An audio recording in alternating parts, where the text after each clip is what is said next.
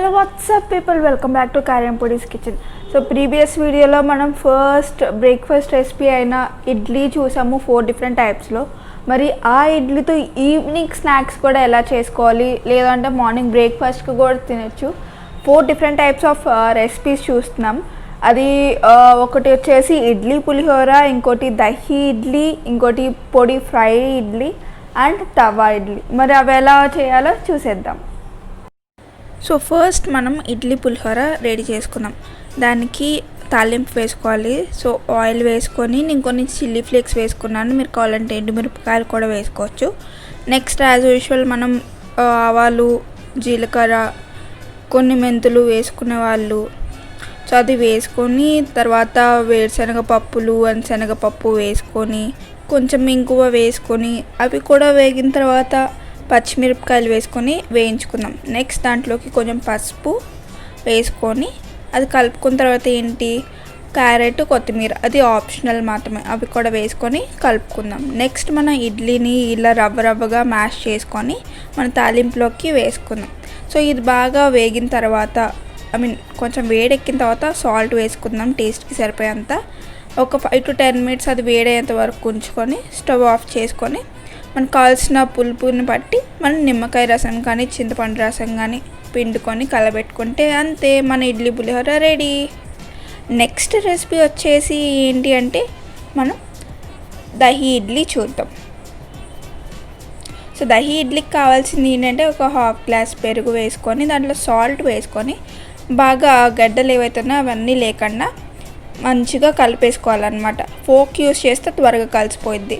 So దీనికి మళ్ళీ మనం తాలింపు వేసుకోవాలి. దానికోసం ఎండుమిరపకాయ వేసుకున్న, కొంచెం పసుపు వేసుకునే వాళ్ళు వేసుకోవచ్చు.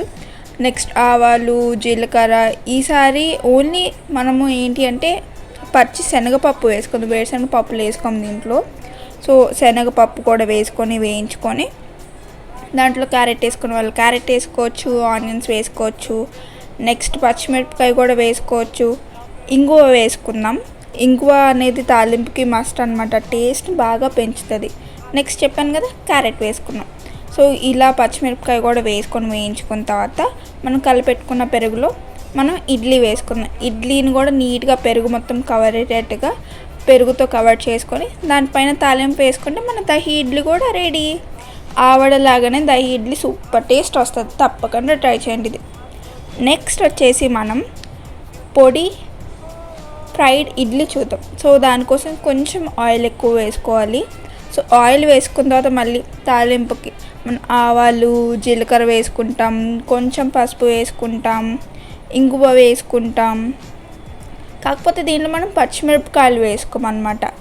సో నెక్స్ట్ అవన్నీ వేగిన తర్వాత చిల్లీ ఫ్లేక్స్, నేను చెప్పాను కదా ఎండుమిరపకాయల కంటే చిల్లీ ఫ్లేక్స్ వేసుకొని టేస్ట్ కూడా మంచిగా ఇంప్రూవ్ అవుతుంది. మనం తీసి పక్కన పడేయాల్సిన అవసరం కూడా ఉండదు. సో ఇలా పచ్చి శనగపప్పు కూడా వేసుకున్న తర్వాత మనం ఇడ్లీని ముక్కలుగా కట్ చేసుకొని దాంట్లో ఫ్రై చేసుకుందాం, కొంచెం సాల్ట్ వేసుకొని. సో ఇది దించేపోయే ముందు మనం కొబ్బరి కారపొడి ఏదైతే ముందు వీడియోలో చూసామో అది వేసుకుందాం. అండ్ పుట్నాల పొడి కూడా వేసుకొని ఫుల్గా మనం ఒక 2-3 నిమిషాలు ఫ్రై చేసుకొని చివరిగా కొంచెం కొత్తిమీర వేసుకొని మనం దించేసుకోవటమే. మన పొడి ఇడ్లీ కూడా రెడీ అయిపోయింది. సూపర్ టేస్ట్ వస్తుంది. Last but not the least అంటాను అనుకుంటున్నారా, ఇది 4th రెసిపీ, లాస్ట్ రెసిపీ అది తవా ఇడ్లీ అనమాట. సో తవా ఇడ్లీకి కూడా మనం యాజ్ యూజువల్ తాలింపు వేసుకున్నాం. ఆవాలు, జీలకర్ర, కొంచెం చిల్లీ ఫ్లేక్స్ వేసుకున్నాం. కాకపోతే తవా ఇడ్లీ అన్నా కదా ఇంట్లో ఆనియన్ వేసుకుంటాం, అలానే పచ్చిమిరపకాయ. అవి వేగిన తర్వాత మనం టొమాటో వేసుకొని చిన్న ముక్కలుగా కట్ చేసుకోవాలి. టొమాటో వేసుకొని సాల్ట్ వేసుకొని పూర్తిగా మగ్గిన తర్వాత మనం దాంట్లోకి కొంచెం కారపొడి వేసుకుందాం మళ్ళీ. సో కారం వేసుకున్నాం. సో ఇది కూడా మొత్తం కలిసిపోయి వేగిపోయిన తర్వాత కరివేపాకు పొడి అండ్ ధనియాల పొడి కొంచెం వేసుకొని ఫుల్గా కలిపెట్టుకుందాం. సో ఇలా కలిపెట్టుకోవడానికి ఒక 1 minute 2 minutes ఆగిన తర్వాత దాంట్లోకి మనం కట్ చేసుకున్న ఇడ్లీ పీసెస్ కూడా వేసుకుందాం. ఇవి కూడా వేసుకొని ఒక 2-3 నిమిషాలు కలిపెట్టుకొని చివరిగా కొత్తిమీర వేసుకొని దించేసుకొని అండ్ నిమ్మకాయ పిండుకునే వాళ్ళు పిండుకోవచ్చు, అది జస్ట్ ఆప్షనల్, కొంచెం టేస్ట్ పెంచుతుంది. మన తవ్వ ఇడ్లీ కూడా రెడీ అయిపోయింది. సో ఈ వీడియో నచ్చిందనే అనుకుంటున్నాను. నచ్చితే కనుక లైక్ చేయండి, షేర్ చేయండి, అలానే సబ్స్క్రైబ్ చేసుకోండి. ఫస్ట్ టైం మా ఛానల్ చూస్తుంటే కనుక సబ్స్క్రైబ్ చేసుకొని పక్కనున్న బెల్ ఐకాన్లో మనకు ఆల్ అనే ఆప్షన్ని సెలెక్ట్ చేసుకుంటే మేము ఎప్పుడైతే వీడియో పెడతామో వెంటనే మీకు నోటిఫికేషన్ వస్తుంది. సో తప్పకుండా ఈ రెసిపీస్ అన్నీ ట్రై చేయండి. మీకు ఎలా అనిపించింది ట్రై చేసిన తర్వాత అని మీ సజెషన్స్ ఏమైనా ఉన్నా కానీ కింద కామెంట్ సెక్షన్లో కామెంట్ చేయండి. మళ్ళీ వచ్చే వీడియోలో కలుద్దాం. బాయ్.